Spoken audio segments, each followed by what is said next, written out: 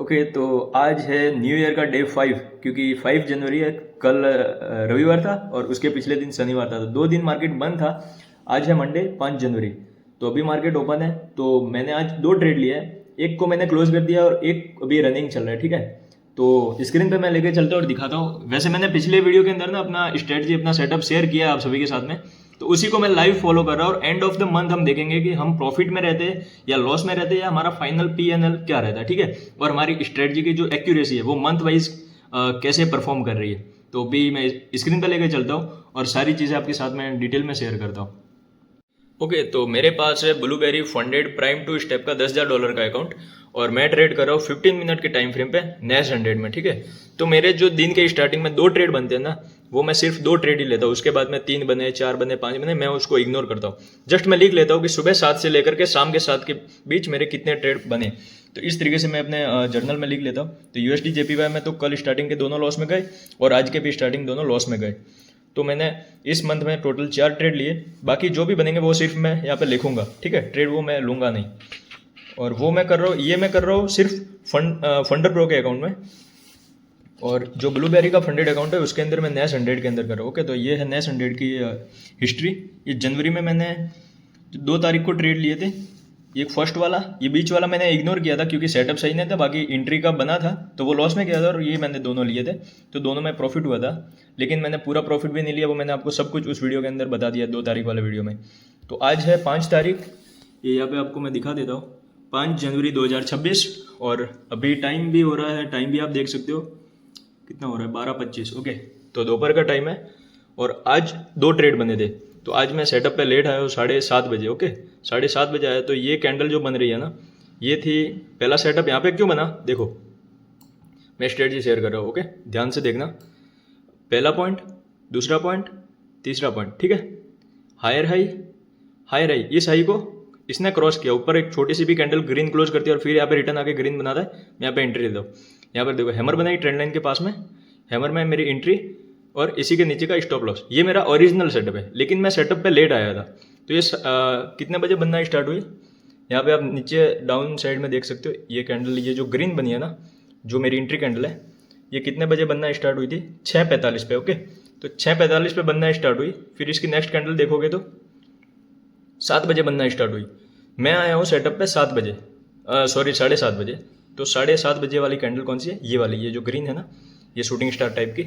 तो ये shooting star type की कैंडल जब यहाँ पे थी ना, ये रेड की क्लोजिंग हुई थी और यहाँ पे मैं आया था, तो यहीं पे मैंने इसके अंदर एंट्री ली थी और इसी के नीचे का स्टॉप लॉस। तो छोटा स्टॉप लॉस था, इस वजह से मार्केट यहाँ से यहाँ तक आया और ये शूटिंग स्टार बनाई ना, तब तक मेरे को $35 या इसके आसपास कुछ प्रॉफिट दिखा रहा था। तो मैंने यहाँ पे शूटिंग स्टार देख के क्लोज कर दिया। तो मेरा ऑलरेडी टारगेट 1:3-4 से ज़्यादा ही था, 4 के आसपास था, तो मैंने बुक कर लिया। बाकी एक्चुअल में मेरी एंट्री इस ग्रीन क्लोजिंग के अंदर ही होती है और इसी का नीचे का स्टॉप लॉस और 1:5 ओरिजिनल टारगेट यहाँ पे है। जबकि मेरा स्टॉप लॉस छोटा था तो फटाफट मेरा टारगेट आ गया, तो मैंने बुक कर लिया। क्योंकि मेरे को भी क्यों मैंने बुक किया, क्योंकि मुझे अभी बेस बनाना है मुझे। ठीक है, मेरा जो बैलेंस है $10,000 का था, अभी प्रॉफिट में आके $114 के प्रॉफिट में है। और अभी एक और इनसाइड ट्रेड बना। इनसाइड क्यों, first second third point, higher high, higher high. Okay, यहाँ पे ग्रीन हैमर, इसी के अंदर एंट्री, इसी के नीचे का स्टॉप लॉस और 1:5 का टारगेट। ओके, अगर मेरा दोनों में लॉस होता तो $10 दोनों में ज़्यादा। अगर मैं दोनों में पूरा प्रॉफिट लेता हूँ, ठीक है, तो $50 का प्रॉफिट आएगा। अगर मैं 1:3 या 4 के आसपास क्लोज करता हूँ तो $30 से $40 के आसपास प्रॉफिट आएगा। तो ये जो ट्रेड मैंने यहाँ पे उठाया और यहाँ पे क्लोज किया, वो मैं आपको इसको क्लोज पोजीशन में लेके चलता हूँ। ये देखो, यहाँ पे डेट भी दिखाएगा ना, आज 5 जनवरी 2026 है। एक ही ट्रेड है सुबह से और इसका प्रॉफिट का गया, ये रहा $37 का इसमें प्रॉफिट आया। और अभी एक रनिंग ट्रेड चल रहा है, उसका चल रहा है कुछ $7 के आसपास। तो अभी इसको तो मैं पूरा ही प्रॉफिट लूँगा। ओके, इसका मैं भी पूरा ही प्रॉफिट लेने का सोच रहा हूँ। बाकी अगर सिंगल कैंडल में यहाँ तक आता है 1:2-3 के आसपास, तो मैं क्या कर दूंगा, C2C बैठ जाऊँगा, कोस्ट टू कोस्ट। तो फिर अगर रिवर्स होगा तो कोई दिक्कत नहीं, अगर पूरा आता है तो पूरा प्रॉफिट ले लेंगे। तो ऐसी भी मेरी प्लानिंग है। बाकी कई बार क्या होता है ना कि अच्छा खासा प्रॉफिट आता है $30-40 के आसपास, तो मैं बीच में बुक करता हूँ। बीच में बुक कर लेना चाहिए क्योंकि मेरे बहुत सारे ट्रेड बीच में से रिवर्स हुए हैं। तो एक तो क्या होगा, ये पूरा मंथ हम ट्रेड करेंगे ना, तो मैं स्ट्रेटजी के ऊपर पूरा हाथ सेट बैठ जाएगा, पूरी हमारी पकड़ आएगी स्ट्रेटजी पे। और हम धीरे धीरे क्या करेंगे, थोड़ा सा प्रॉफिट में जाने के बाद होल्ड किया करेंगे पूरे ट्रेड को। ये मैं दिखाता हूँ उस दिन के ट्रेड, 2 तारीख वाले ना, ये 2 तारीख का ट्रेड था और ये सुबह 9 बजे बना था। 9 बजे की कैंडल बनना स्टार्ट होती है और फिर एंट्री दी थी 9:15 पे, तो 9:15 पे एंट्री होती है और ये पूरा चला था, जबकि मैंने यहाँ पे बुक कर लिया था, ठीक है, 1:3 के आसपास। तो उससे ये बुक कर लेना चाहिए, क्योंकि पहले बेस बना लो छोटा सा, उससे क्या होता है अगर बैक टू बैक 8-10 लॉस लगते हैं ना, तो हमारा सिर्फ प्रॉफिट ही जाएगा, हम ड्रॉ डाउन में नहीं जाएंगे।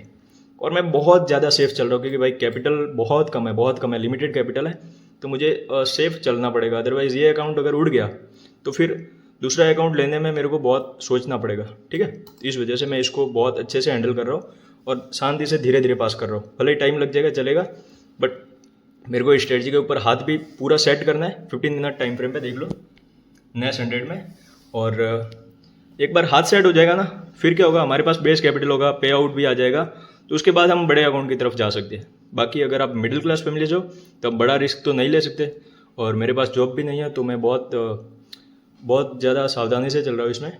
बाकी ये जो 2 तारीख वाले ट्रेड थे ना, दोनों में प्रॉफिट आया, और ये जो सेकंड इनसाइड ट्रेड था ना, इसको मैं अगर आगे तक करूँ तो 1:10 तक गया, ठीक है।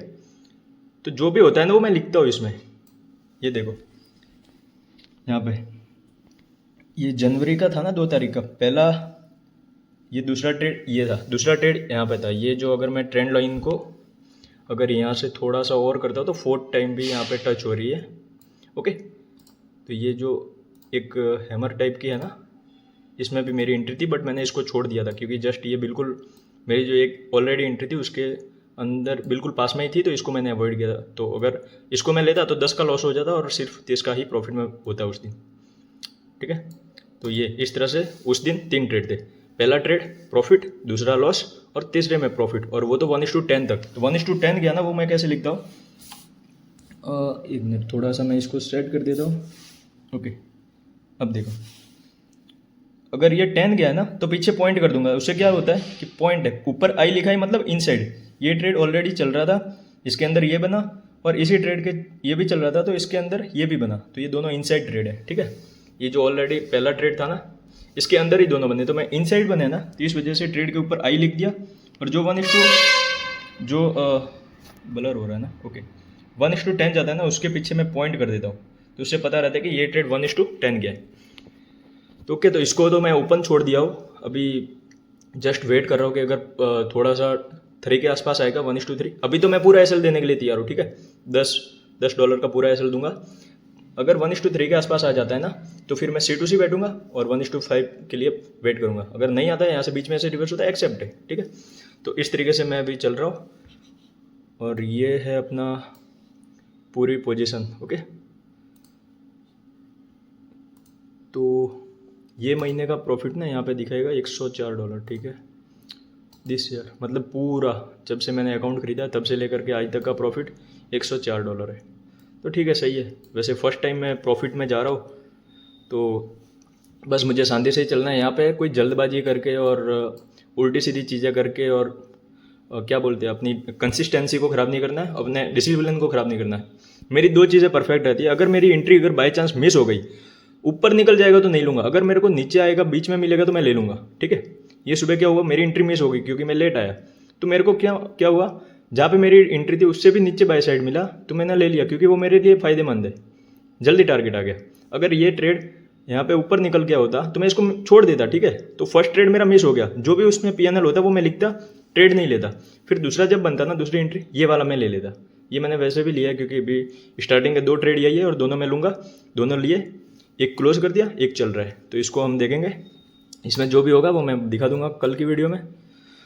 तो आज तो ठीक है, इसको चलने देते, बाकी आप प्रीवियस ट्रेड भी देख सकते हो और इसके ऊपर बैक टेस्ट कर सकते हो। ट्रेंड लाइन के ऊपर जब 3rd टाइम आता ना हायर हाई पे, तो 3rd टाइम पे नोटिस करना है ग्रीन या हैमर, और जब सेलिंग की तरफ जाते हैं तो 3rd टाइम रेड या शूटिंग स्टार, ठीक है। तो इस तरीके से बहुत अच्छी स्ट्रेटजी, बहुत प्यारी स्ट्रेटजी, उसके ऊपर बैक टेस्टिंग करना पड़ेगा, उसका डेटा निकालना पड़ेगा।